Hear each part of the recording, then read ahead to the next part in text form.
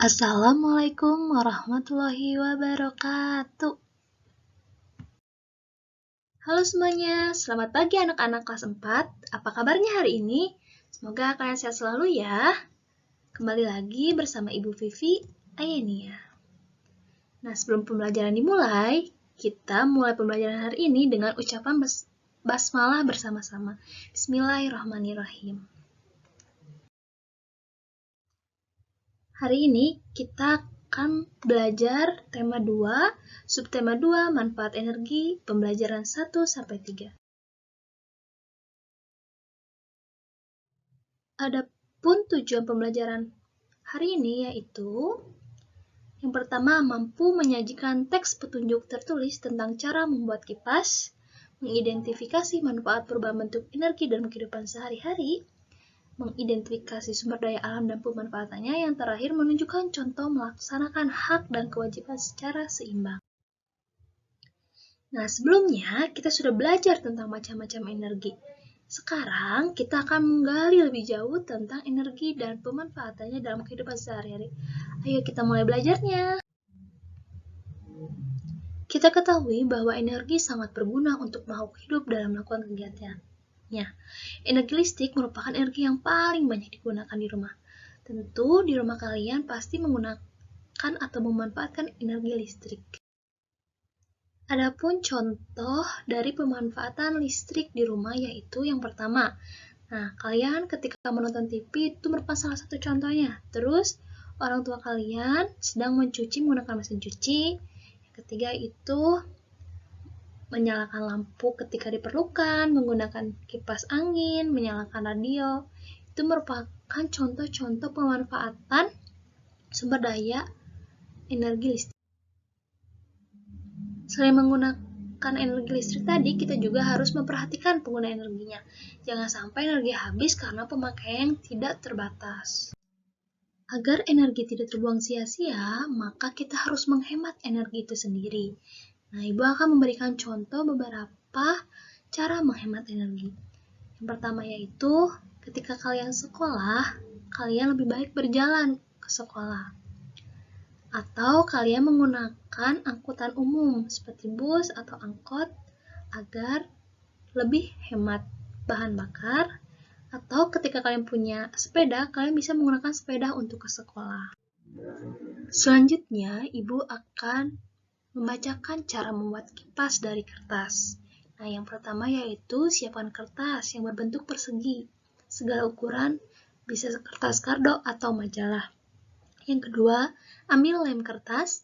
Yang ketiga, lipat kertas pada satu bagian ujung sekitar 2 cm. Yang keempat, balikkan kertas dan lipat lagi ke arah yang berbeda. Lakukan hal yang sama sampai seluruh bagian kertas terlipat. Nah, kalian bisa lihat gambar di pinggirnya. Itu yang kelima, lipat lagi lipatan kertas menjadi 2 bagian yang sama besar. Keenam, lem di sisi kertas yang saling berhadapan. Yang ketujuh, kipas siap dipakai. Nah, nanti kalian bisa membuat kipas dari kertas dengan berbagai bentuk. Lalu nanti kalian juga buatkan cara atau petunjuknya yang kalian lakukan. Nah, seperti yang sudah kamu ketahui, energi dapat berubah bentuk menjadi energi lain. Setelah kita ketahui energi dapat berubah, sekarang Ibu akan membahas mengenai contohnya.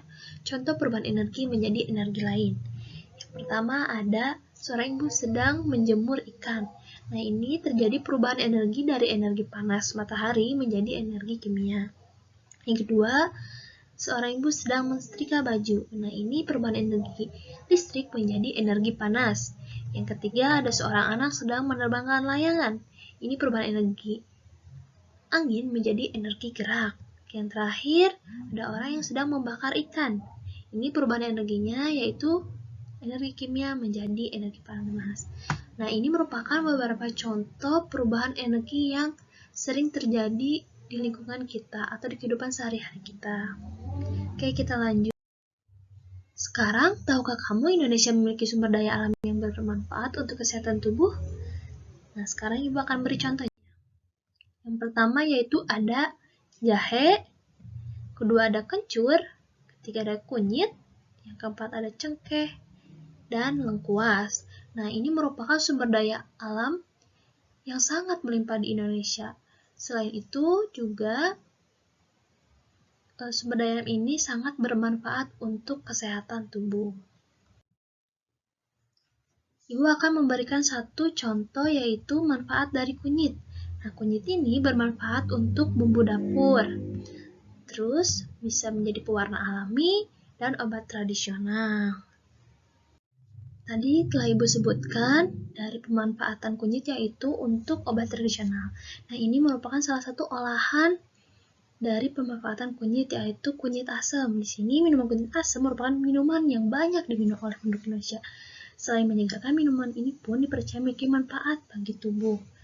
Nah, ini tuh sangat bermanfaat ya, dapat mengendalikan gula darah, dapat menurunkan berat badan, dan antioksidan. Nah, energi dimanfaatkan untuk mempermudah pekerjaan manusia. Benda-benda di sekitar kita juga dibuat dengan memanfaatkan energi. Ayo kita pelajari lebih lanjut. Nah, sekarang Bu akan membahas mengenai kertas. Kertas ini sangat banyak manfaatnya dan kita sering menggunakannya baik di sekolah ataupun di rumah. Nah, manfaat yang pertama yaitu alat tulis. Yang kedua ada bahan utama pembuatan kertas yaitu berupa kalender atau buku. Yang ketiga bahan dokumentasi peristiwa. Nah, sebelumnya kamu tahu tidak cara dibuatnya kertas? Ini merupakan cara membuat kertas. Yang pertama yaitu pohon ditebang, lalu diolah di pabrik mesin, dan akhirnya bisa menjadi buku dan kalian bisa menggunakannya. Nah, kalian tahu tidak bahwa untuk satu rim kertas A4 itu membutuhkan satu pohon yang usianya 5 tahun. Dan untuk satu lembar kertasnya membutuhkan 2 gelas air. Dengan begitu, ketika kertas dibuat dengan banyak, berarti membutuhkan pohon yang banyak dan membutuhkan air yang banyak juga. Selain itu, pohonnya juga tidak sembarangan, harus yang usianya sudah 5 tahun. Maka kalian dalam penggunaan kertas itu harus lebih bijak lagi, harus lebih berhemat lagi. Nah, di sini ada cara untuk menghemat kertas. Yang pertama menggunakan kertas yang sisanya masih kosong, terus harus teliti saat kalian menulis dan menggunakan hanya benar-benar ketika kalian butuh saja. Sebagian dari anggota masyarakat, kita harus melaksanakan hak dan kewajiban kita secara seimbang. Kita berhak menggunakan kertas, tapi orang lain juga berhak untuk hidup di lingkungan yang nyaman. Nah, di sekitar rumah, banyak sumber energi listrik yang dimanfaatkan oleh kita. Namun kita harus berhati-hati juga dengan sumber listrik tersebut karena listrik itu sangat berbahaya.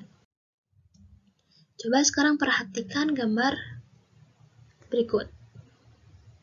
Nah, di sini yang pertama ada orang yang sedang menaiki tiang listrik. Terus ada juga yang sedang memainkan layang-layang dekat tiang listrik.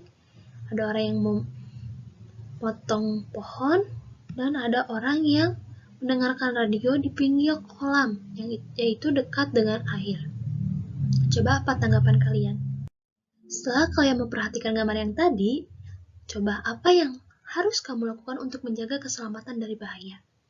Ya betul, kalian tidak boleh dekat-dekat dengan listrik karena listrik itu berbahaya. Nah, sekarang kita lihat gambar yang berikutnya. Di sini di rumah pasti ada kamar, ada kebun, ruang keluarga, kamar tidur, dan dapur.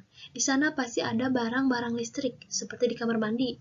Kalian menyimpan hair dryer atau lampu listrik. Nah, itu jangan didekatkan dengan air karena akan sangat berbahaya.